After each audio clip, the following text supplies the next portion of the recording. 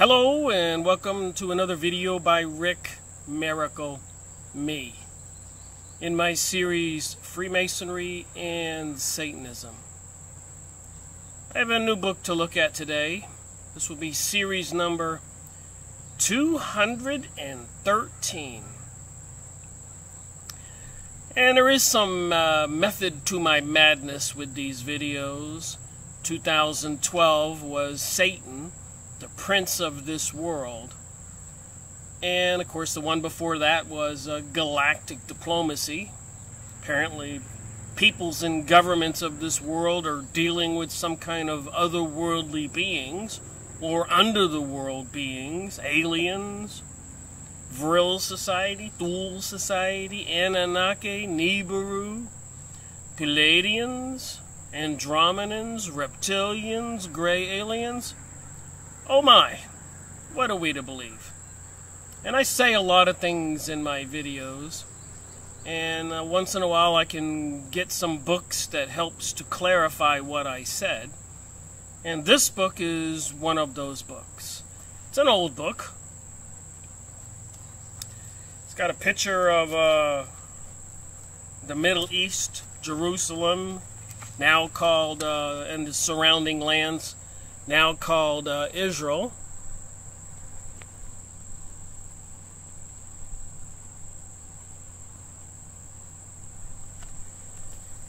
So something biblical is taking place, and to be honest, a lot of people don't know what to believe, don't know what's really going on. The Zionist Movement by Israel Cohen, and this book, some of the other books that he published.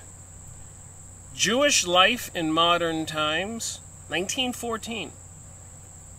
The Roblin Prison Camp, 1917. 1917? A prison camp? I didn't know they were putting Jews in prison during World War I. Wasn't that a war between Britain and Germany because Germany was growing in power? I'll have to look into that. The Journal of the Jewish Traveler, 1925. A Ghetto Gallery, 1931. Britain's Nameless Ally, 1942. The Jews in the War, first edition, 1942, revised edition, 1943. Histories of the Jews in Vilna, Philadelphia, 1943. The Progress of Zionism, 1944. So this has been going on a long time, and it is serious business, as you are about to hear. This book was published in 1945. The Zionist Movement. So you mentioned Zionism to some people, and they don't have a clue what you're talking about. What is Zion? It seems to me, after watching so many videos and continuing to do research, it has something certainly to do with religion. And as much as it makes me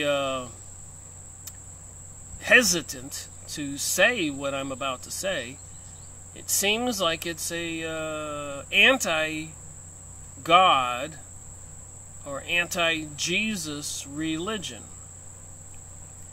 So in other words, it could be the Lucifer, Satan, fallen angels. And it says some of that in this book by this famous author, who obviously is Jewish, Israel Cohen. So I thought I would read a little bit here, and starting in the middle of this chapter. And I think it'll be self-evident why as I read on. So what is it with President Donald Trump recently saying the United States recognizes Jerusalem as the capital of Israel? You think there's a huge significance to that? When these Zionist Illuminati mystery religions controlling the Freemasons have been bringing us like things like the French Revolution, the Civil War in the United States, World War I, World War II, 9/11, and so much death and theft, collapsing economies, controlling banking systems. Do you really think we want these people in charge of our planet? And all we hear now is about New Age, New World Order, globalism coming out of the mouths of our politicians and leaders. So many extraordinary things they say, but people don't want to grapple their minds around the significance of it or what it appears to be behind it.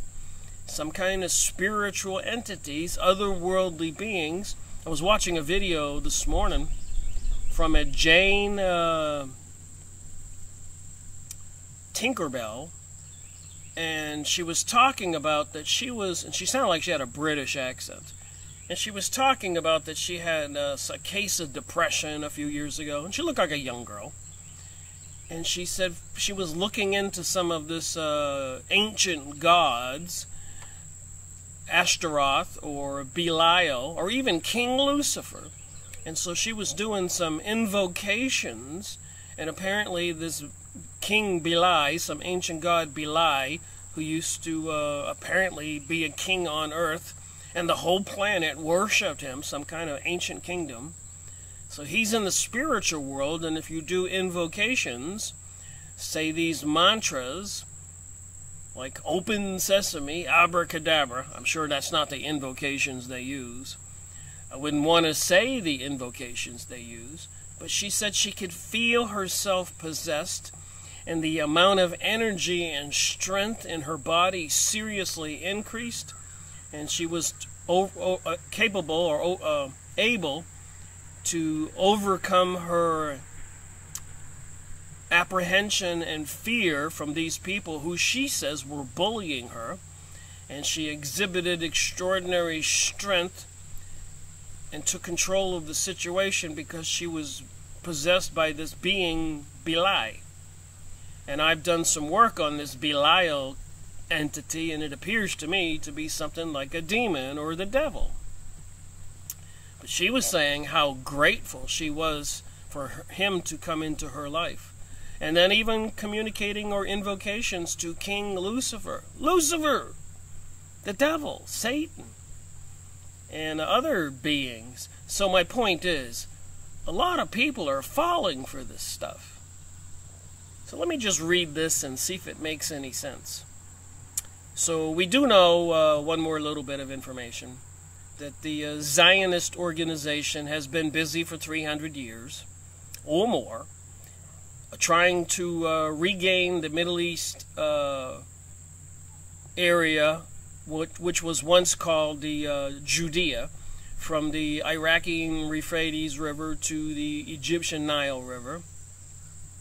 And the last time they had this kingdom, of course, Rome went in there and destroyed King Solomon's temple and dispersed the Jews all over the world, and they have been dispersed for 2,000 years, something called the diaspora. And part of prophecy says at the end of the diaspora there'll be something called Aliyah, a program where they're all returning from all over the world. And I've shown in previous videos that a lot of encouragement has been created to get them to return to the Middle East now that they acquired the Palestinians' land after World War II, when they were trying to get it prior to World War I, during World War I, after World War I, prior to World War II, during World War II, and after World War II. And, of course, Albert Pike, a Freemason who also seems to have acknowledged that Lucifer is their deity, says there needs to be 3 world wars to fulfill this prophecy. So that's a bit concerning, you think? And, of course, from what I can see going on around us now, they need to do social conditioning and get people to believe that Christianity is either outdated, false, Jesus really didn't exist, and Christians are haters because they're not going around along with the abomination that it says in the Bible of homosexuality, pansexuality, sex with anything, transgenderism, and so much more bizarreness. So there is this social conditioning, there is this battle going on, and when I read the next 2 pages, you decide what you want to think in this book that was published a long time ago. A lot of valuable information in here. Zionist Movement, 1945. So right about the end of World War II. Interesting that this author would write this book at that time. Alright, here we go. And I'm not starting at the beginning of this chapter, so I will be going back to the beginning and reading from the beginning to the middle. But I wanted to start at the middle because of the conversation that I was reading was a little revealing, shocking to me, that the information would be so readily available in print by a famous Jewish author. And what was going on in 1945, the end of World War II. 1946, the United Nations created some kind of an agreement to allocate some of the Palestinian land to the Zionist Jewish people who were being financed and led by Rothschilds, who was the leader of the Illuminati, who controlled the banking system in the USA, private individuals. They did that as a conspiracy December 21st, 1913, 6 months prior to the beginning of World War I. You don't think it was all planned? Well, listen up. The Zionist leaders gave us a definite promise that if the Allies committed themselves to give facilities for the establishment of a national home for the Jews in Palestine, they would do their best to rally Jewish sentiment and support throughout the world to the Allied cause. They kept their word. So that would be Lloyd George, who was telling this to the Royal Commissioner of Britain. So Britain was losing World War I. And I'll read this again. So some Jewish people went to the leadership of the British, in this case Mr. Lloyd George, and he reported to the Royal Commission, and this is what he said. The Zionist leaders gave us a definite promise. Remember, they're losing the war. If the Allies committed themselves to give facilities for the establishment of a national home for the Jews in Palestine, they would do their best to rally Jewish sentiment and support throughout the world to the Allied cause. They kept their word. So Britain was losing the war, and the Jewish elite went to the British leadership, as I've been saying, it's in this book by this famous Jewish author, that, hey, we'll help you win the war, but we want you to do this for us. 1917. The war started in 1914. Britain was losing the war. Think about this. The huge importance of this information telling us what's going on today. And it gets more interesting. The declaration was hailed by Jews all over the world with a jubilant and almost frenzied enthusiasm. Frenzied. As though it betokened the imminent end of their exile. Their exile. For 2,000 years they've been exiled. And this was going to end their exile. And the veritable fulfillment of biblical prophecies. You can't make this stuff up. You can look it up and I can show you the page.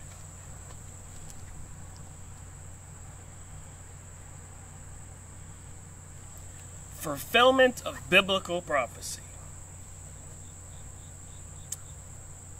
You see what happened during World War I, 1917? The poor Palestinian people and the Arab peoples there, had no idea what was coming.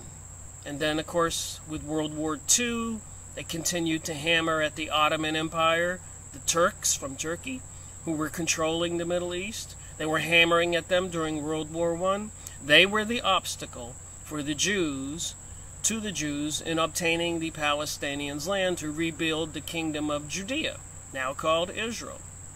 Now remember, that kingdom apparently was punished by God a couple times because they were turning towards the dark side, not obeying God's commandments. And if they're going to rebuild King Solomon's temple the third time, and they used all of this extortion and deception and bringing about world wars and 9/11, does anybody really want these people to be in charge of the world? But it looks like they are. It was read during the Sabbath service in countless synagogues and formed the text of many of preferred sermons. So the Jews all over the world, all the synagogue, their churches, their temples, they were talking about this great deal. They were going to get everybody riled up in a frenzy to support the Britons, and Britain was losing the war. The poor Germans didn't know this was going on, and many Jewish people in Germany were surviving and thriving after fleeing Russia, where they were oppressed or policed for hundreds of years. And of course, if you can watch videos on YouTube or look it up, but for 2,000 years of their diaspora, they were run out of country after country after country after country after country. I could keep on saying that, but you get the idea. They were exiled and banished from Britain, from Spain, from Italy, and many other countries. 90 different countries in 2,000 years. What do you suppose the problem was? Were they into a Luciferic satanic religion, a mystery religion? Is that why God punished them? And apparently it was why God punished them when they were being led out of Egypt by Moses.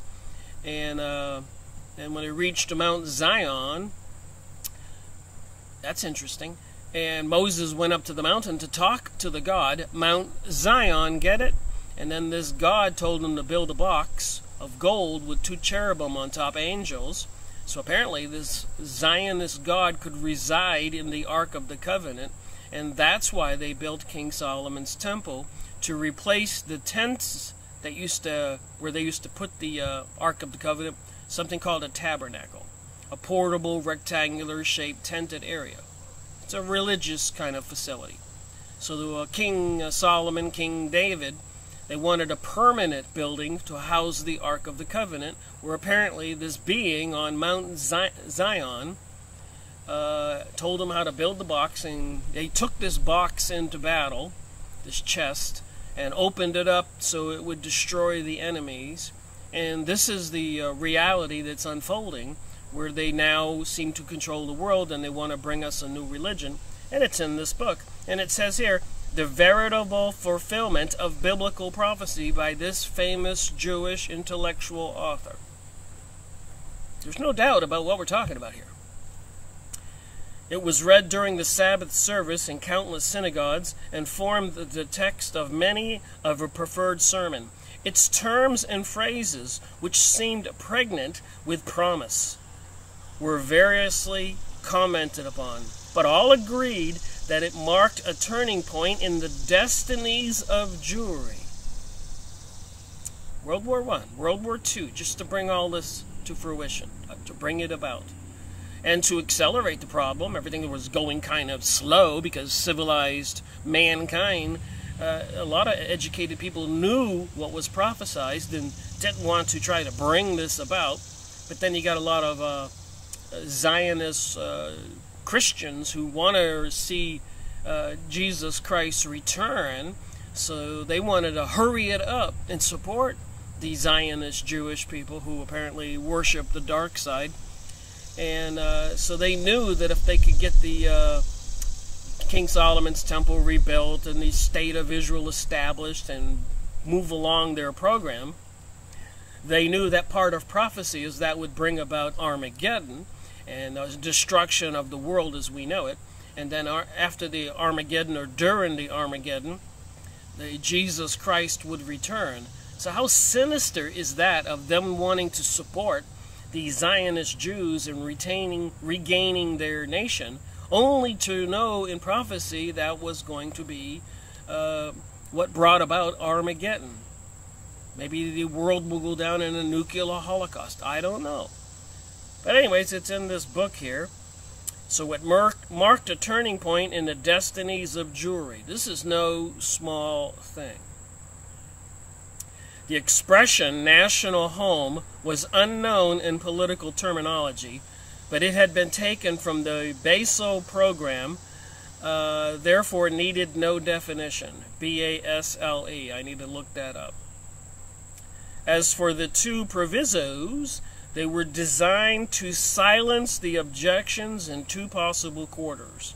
Among the Arabs in Palestine, so they had to silence the Arabs in Palestine way back then in 1917 when they were making a deal with the British to turn the tide in the war so Britain could win and Germany would lose.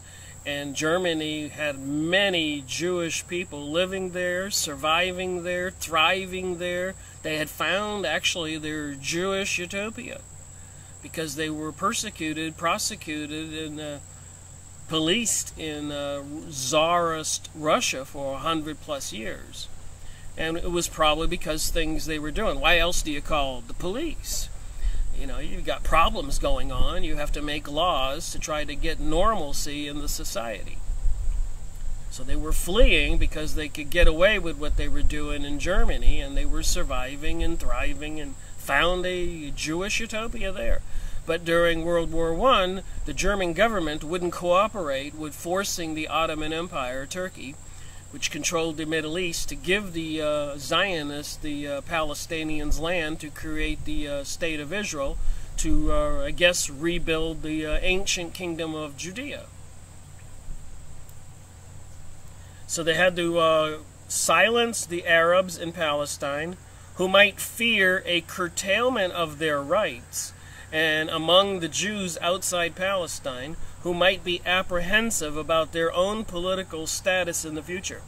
Man, if these people could have only seen the future, looked in a time machine and see what has happened since World War I, World War II, 1946, when the United Nations actually allocated a small portion of the Palestinians' land to these Zionist Jewish people, financed by the Illuminati banksters who controlled the U.S. money system, the Federal Reserve. And they controlled the money systems for Germany's banks and other countries' banks too. Even controlled the finances for the Vatican. FYI. Alright, the proviso in regard to what Jews clearly implied, that the national home would be invested with a specific political rights of its own, for it, if it were merely intended that Jews should settle on the same footing as immigrants of any other nation, such a proviso was unnecessary. The government lost no time in making the declaration known far and wide. So this deal they made with the Britons, called the Balfour Agreement, they spread it far and wide to the Jewish communities all over the world. We made a deal. We need to now help Britain win the war, and we're going to get our land, the Palestinians' land, to rebuild our ancient kingdom of Judea, which we're going to call Israel.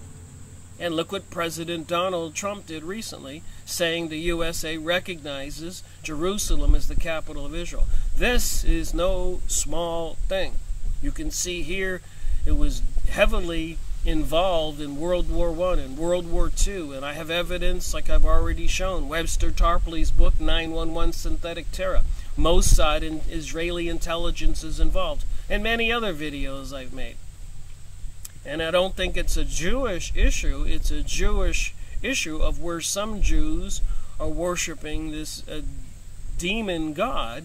And even Moses, when he came down the mountain after escorting the Hebrews away from Egypt, They had collected all their gold and made a golden calf, Moloch, and were having one of these ancient pagan drunken orgy sacrificial rituals. No wonder they were punished for 40 years after that. No wonder their first kingdom was, the King Solomon's temple was destroyed and they were dispersed, taken into slavery. And then again, 700, 600 years later, Rome went there, destroyed King Solomon's temple, and they were dispersed all over the planet for 2,000 years. And now,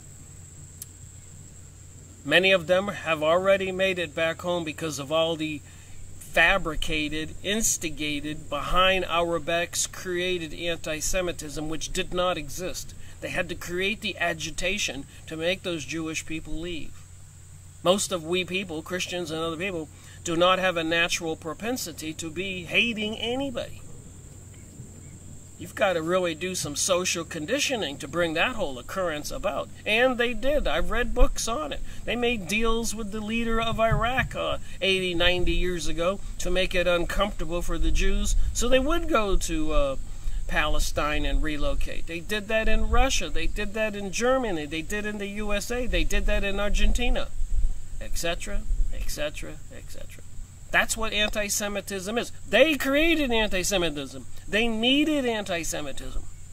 They needed to fulfill prophecy for the Jews from around the world to return for the third time and rebuild King Solomon's temple. As you can look up Freemasons and King Solomon Temple and see all the models the Freemasons have made. So I guess I've read another term I just learned. Freemasonry is Judaism for Christians.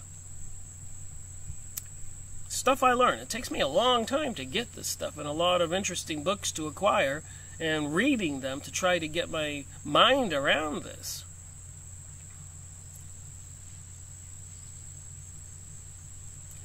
So they didn't want to move there as immigrants, settling on the same footing as any other immigrants. They needed special provisions. The government lost no time in making the declaration known far and wide, deriving from it the maximum benefit. They carried out a most extensive propaganda campaign through a specially created Jewish department of the Ministry of Information, which cabled news items to friendly and neutral centers, where they were immediately transmitted to the capitals of the Central Powers. The department also published a weekly bulletin of Jewish news giving prominence to the Zionist matters, as well as, get this, pamphlets and leaflets in various languages on Jewish questions with current interest. Millions of these leaflets, pamphlets, were dropped from the air on Germany and Austria towns and widely distributed through the Jewish belt from Poland to the Black Sea. Wow, you talk about a declaration supporting Britain to win the war, and the Britain and the Allies would then support the Zionist Jewish people, goal of obtaining the Palestinians' land. And they were even dropping pamphlets all over Germany. No wonder all those German Jews got enthusiastic and in a frenzy. Their fulfillment of their desire for hundreds, maybe thousands of years was coming about. And then President Donald Trump recently said the United States recognizes Jerusalem as the capital of Israel. Do you think they're in a enthusiastic, frenzied state right now? In 2018, September 2nd? Do you think they've accomplished their goal? Where's it going to end? Just saying. The Balfour Declaration, that's what it was called, and you can go look it up, and I've talked about it many times. It was the agreement, these elite Jews, I just read it here. The Zionist leaders gave us a definite promise, page 1112, that if allies committed themselves to give facilities for the establishment of a national home for the Jews in Palestine, they would do their best to rally Jewish sentiment and support throughout the world to the Allied cause, and they kept their word. The Balfour Declaration was not issued until the approval of the French and Italian governments was assured. Written confirmation was soon forthcoming. So they made deals with all these governments. Our governments knew what was going on here. The poor Arabs never were seen this coming.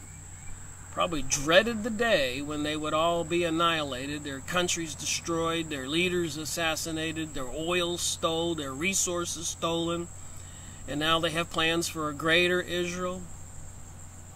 You can't make this stuff up, but you can look it up. On February 14th, 1918, Mr. Pichon, the foreign minister, sent Mr. Sokolow an official communique to the effect that there was a complete understanding between the French and British governments as regards la question d'établissement.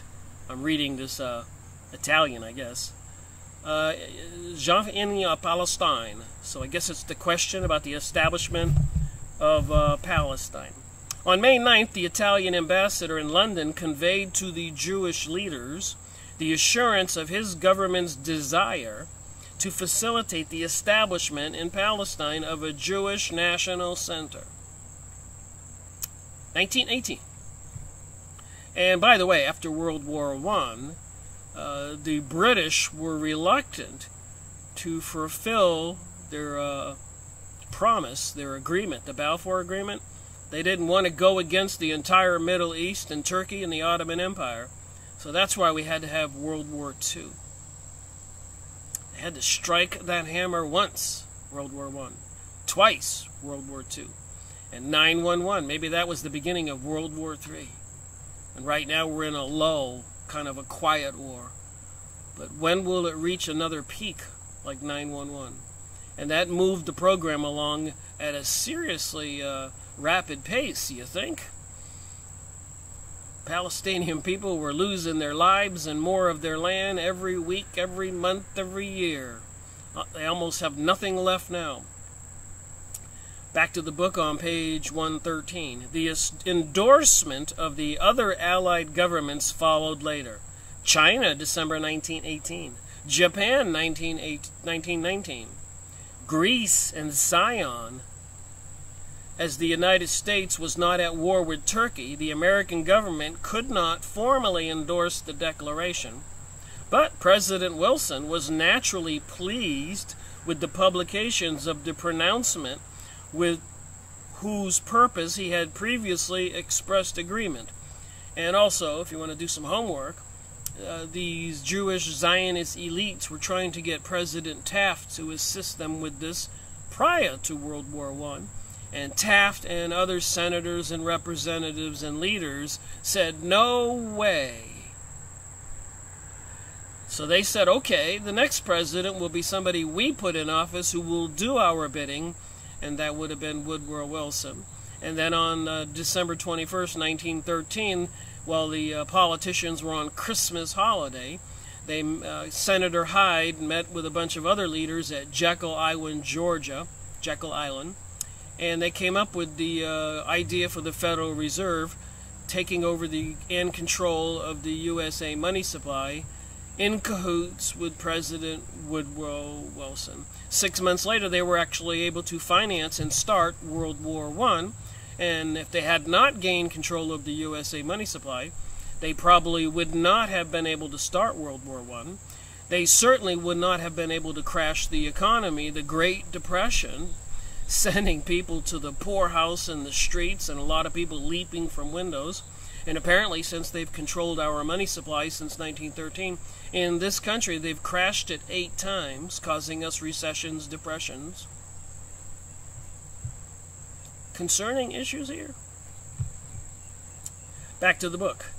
He conveyed his satisfaction, Woodrow Wilson, President Woodrow Wilson, later in a letter dated August 31st, 1918, to Rabbi Dr. Stephen Wise, in which he welcomed the progress made by the Zionist movement in the United States and in the Allied countries since the declaration by Mr. Balfour, a British leader, on behalf of the British government of Great Britain's approval of the establishment in Palestine of a national home for the Jewish people. Now remember, I continue to say these things, Britain was losing World War I.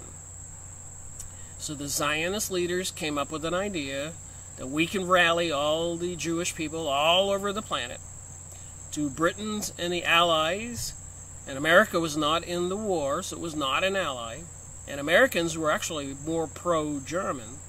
But when you have a president and you use an incident like a ferry that, a boat that was sunk off the coast of Britain, and you blame in the Germans and you say a couple Americans got killed, and immediately the president gets in the news and declares war on Germany in the U.S. Meanwhile, prior to all that, they were already arming up our industries and creating weapons and making plans.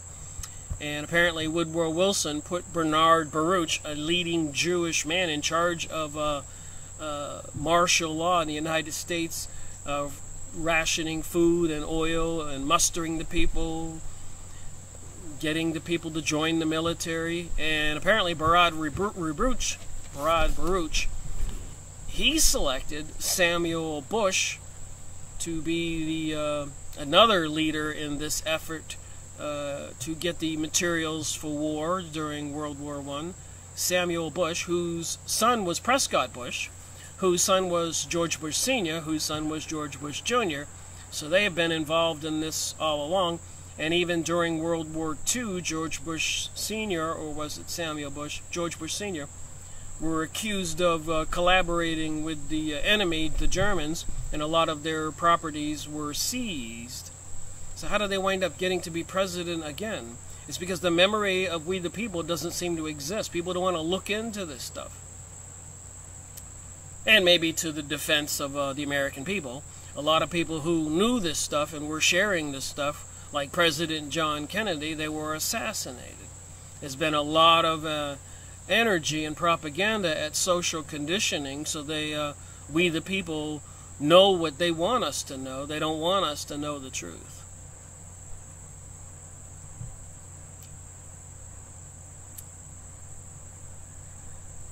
All right, so on behalf of the British government of Great Britain's approval of the establishment in Palestine of a national home for the Jewish people.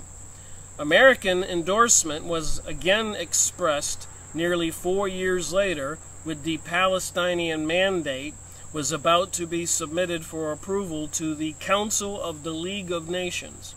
That was the forerunner of the United Nations.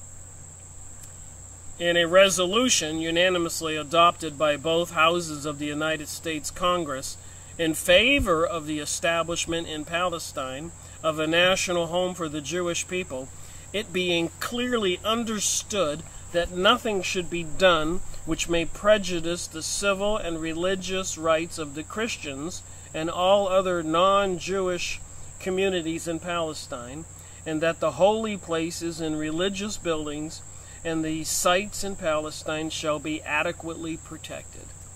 So that was one of the provisions in the agreement, that they would not do what they have done.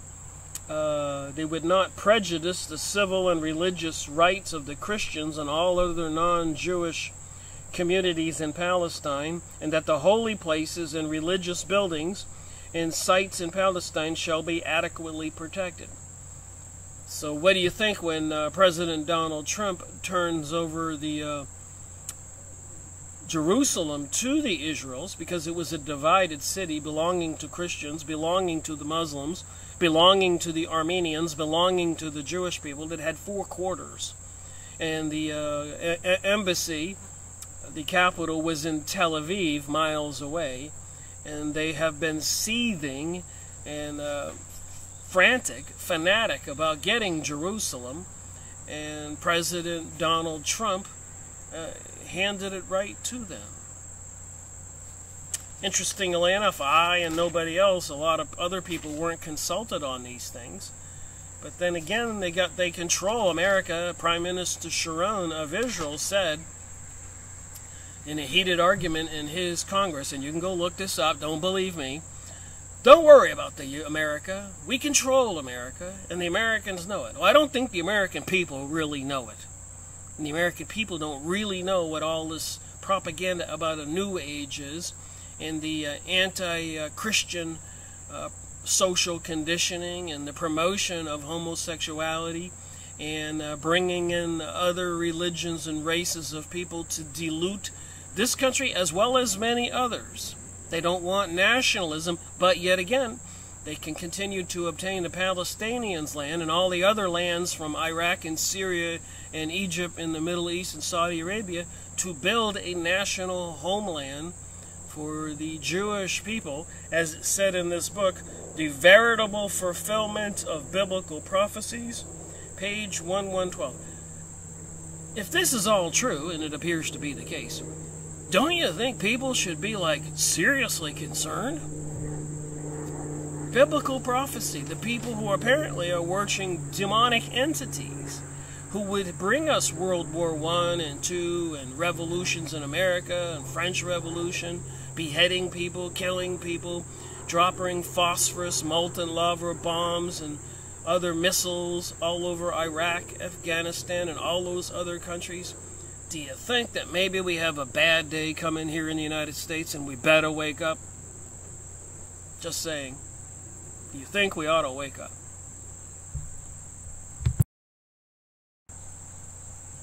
Alright, so I started in the middle with that paragraph and the next page or so.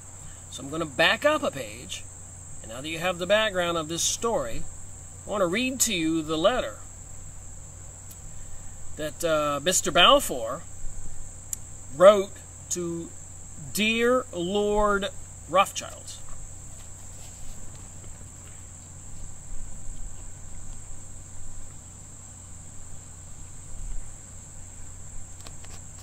Page 111.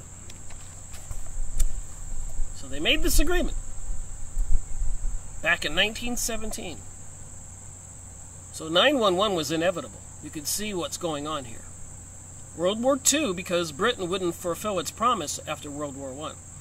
They didn't want to dictate to the entire Arab world, the whole Middle East, including Turkey, the Turks, who had something called the Ottoman Empire, to hand over the Palestinians' land. The Turks, the Ottoman Empire, the Arabs, they knew full well what would happen. They said, no way. We know what's going on here. A lot of people know what biblical prophecy says is supposed to happen. Here's the letter. Dear Lord Rothschilds, Mr. Balfour, of Britain, I have much pleasure in conveying to you on behalf of His Majesty's government the following declaration of sympathy with Jewish Zionist aspirations, which have been submitted to and approved by the cabinet. Remember, they were losing the war. I guess it wasn't hard to convince them to go along. We'll bring the United States into the war. We control President Woodrow Wilson. We put him in there after President Taft in the United States wouldn't agree. And we can take over control of the USA money supply, the Federal Reserve, by creating that when we have Mr. Wilson in there, and that's exactly what happened, December 21st, 1913. And prior to that, for 40 or 50 years, they lost control of controlling the USA money supply, and a couple American presidents were murdered, a couple of them poisoned. They were trying to take over the USA money supply, creating some kind of bank where they were in charge. For 40 or 50 years, and a couple presidents in America lost their lives. I suspect they were doing things like this all over the world, if they were doing it here. Just a little FYI, and I made book reviews on books with all that information. Jewish aspirations which have been submitted to and approved by the cabinet. His Majesty's government view with favor the establishment in Palestine of a national home for the Jewish people, and will use their best endeavors to facilitate the achievement of this object, it being clearly understood that nothing shall be done which may prejudice the civil and religious rights of the existing non-Jewish communities in Palestine, or the rights and political status enjoyed by Jews in any other country.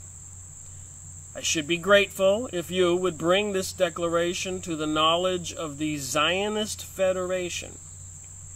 Yours sincerely, Author James Balfour.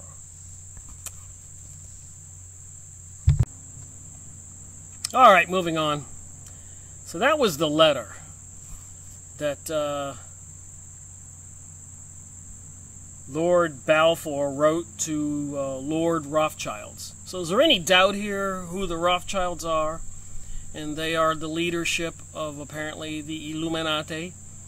Bloodlines of the Illuminati by Fritz Springmeier. I got the big thick book. I made a video on that book. I need to make some more videos on that book. And the Freemasons are building replicas and models of King Solomon's Temple. And King Solomon's Temple was built to house the Ark of the Covenant, this deity that was on Mount Zion. And when Moses came down the mountain, the Hebrews had collected all their gold and were worshiping a demon god Moloch. So there's been a turning away from God time after time after time. And apparently a lot of God-fearing, believing Jewish people have made a lot of speeches and written a lot of books and demonstrate on city corners like in New York City, saying that God-believing Jewish people do not support this Zionist program, which apparently is some kind of God or being that lived at the top of Mount Zion. So that is what Zionism is. This God that was on the top of Mount Zion, who told Moses to build a golden box with specific dimensions, with 2 golden cherubim angels on top, beings. And apparently this box carried this entity, who apparently had a very nasty personality. Sometimes it would get irritated and lightning would come out and he would kill the pallbearers who were carrying the ark. It had holes through it and long poles could slide through it, and 4 men could carry it. And other people who would go into the tabernacle, the tented area, without permission, would be zapped with electricity, a big lightning bolt by the entity in this box. He would kill them. And then the ancient Hebrews would take the box into battle and kill the enemy. And it was the entity in the box, the Ark of the Covenant, that told them to go to the land of Canaan. That was what it was called before it was Palestine or Judea or Israel or whatever, the land of Canaan. And the entity in the box told them to kill all of the Canaanites, slaughter them. Oh my, how many people don't know about this stuff? And these are the people, like President Donald Trump, saying the USA recognizes Jerusalem as the capital.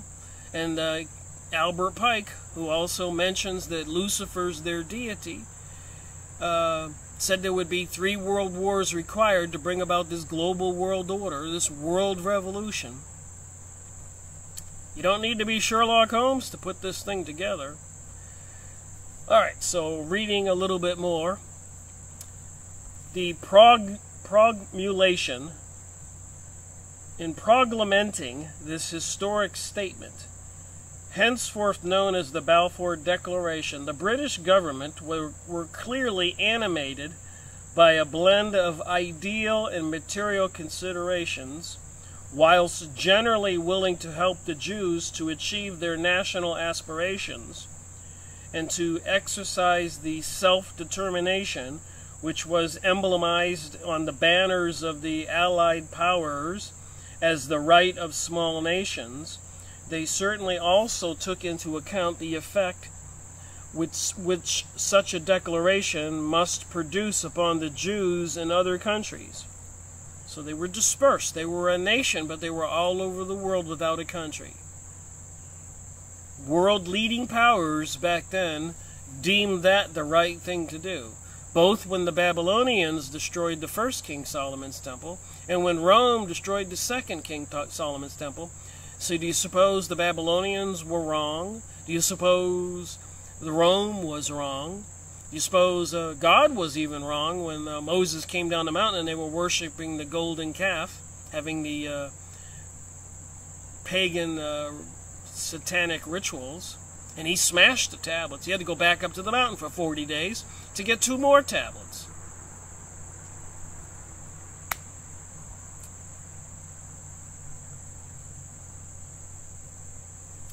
So they were proclaiming this historical statement, known as the Balfour Agreement, genuinely willing to help the Jews to achieve their national aspirations, to exercise the self-determination which was emblemized on the banners of the Allied powers as a right of small nations. They certainly also took into account the effect with which such a declaration might produce on the Jews in other countries, especially America.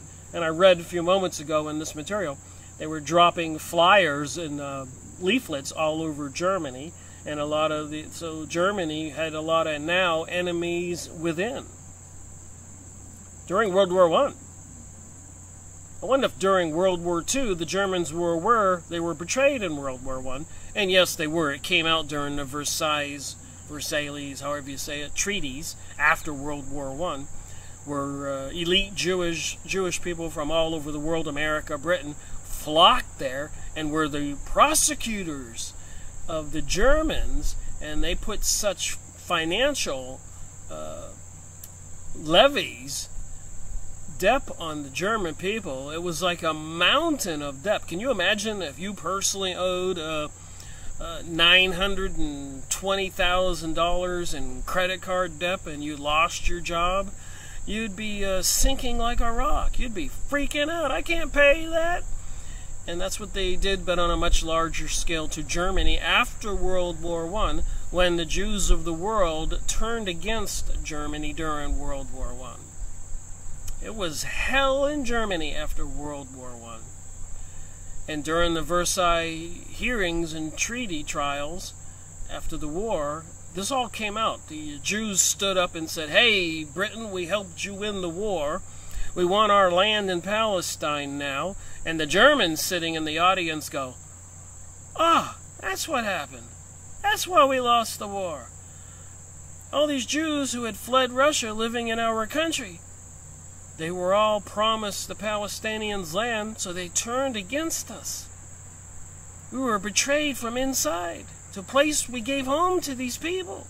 I'm paraphrasing, of course, but you get the point. And it wasn't Jews all over the world. A lot of Jews, historically, for the last 100 years, were opposed to the Zionist program. Again, Zion, this being at the top of the mountain. It's a religion. A being that told him to kill all the Canaanites, that they would open this chest, the Ark of the Covenant, and the lightning would come out like in the Indiana Jones movie and kill everybody. Certainly not God as we know, or the God that Jesus talked about, his Father in heaven. It seems to be the God, the prince controlling earth, Satan, along with Lucifer. And like I said, I was watching a video this morning where this young girl with a British accent was trying to convince people to have invocations, mantras, these magic sayings to invoke these beings to come help you. Is this part of this religion, this mystery religion? It seems so. And there's so much channeled material out there. You need to go, some of these channelers like Esther Hicks or Lee Carroll or Jane Roberts or so many others, just put channeling and listen to what they're saying. Christianity's outdated. Christianity's no longer needed. You don't listen to anybody who tells you anything negative, anything distasteful. You can manifest your own reality. You can have whatever you want. It doesn't matter what kind of person you have sex with. You can have sex with 2 people, or a woman, or a man, or maybe even an animal next week, or this week, or last week. Pansexualism, transgenderism. If you don't like being a woman, you can be a man. And your rights are protected. They're making laws about that.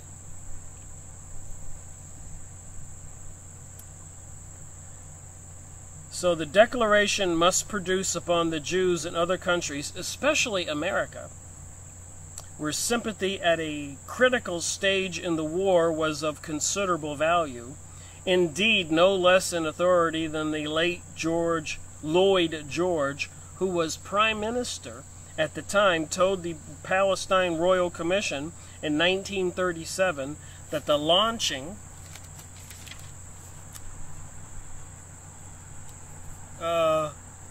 the Balfour Declaration was due to propagandist reasons in the critical situation in which the Allied and the associated powers were in the autumn of 1917. It was believed that Jewish sympathies, or the reverse, would make a substantial difference one way or the other to the Allied cause. In particular, Jewish sympathy would confirm the support of American Jewry and would make it more difficult for Germany to reduce her military commitments and improve her economic position on the Eastern Front, Mr. Lloyd George also said to the Royal Commission. And here's what he said to the Royal Commission, something I read at the beginning of this video. The Zionist leaders gave us a definite promise that if the Allied committed themselves to give facilities for the establishment of a national home for the Jews in Palestine, they would do their best to rally Jewish sentiment and support throughout the world to the Allied cause. They kept their word. So I'm going to cut this video short of the normal 2 hours because I'll be making another one on this book. And I need to make another one on Satan, the prince of this world.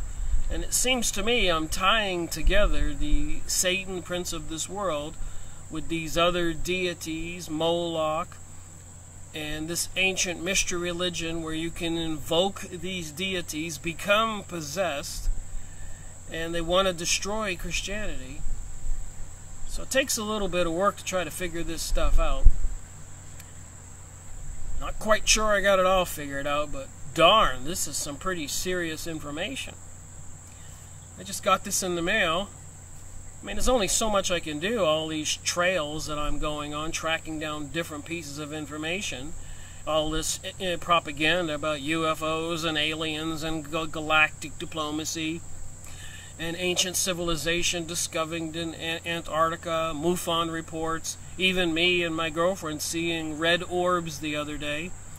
So apparently there is some kind of social conditioning going on, getting people to believe one thing when it's probably something else. It's not aliens, greys, or whatever, Andromedans, Pleiadians. It's apparently these ancient fallen angels, Lucifer, Satan, mentioned in the Rosicrucian material, mentioned in Morals and Dogma, Albert Pike, Freemason's book, mentioned in the Kabbalah, mentioned in alchemy, worshipped in witchcraft and sorcery. Just saying, that's what it seems to be.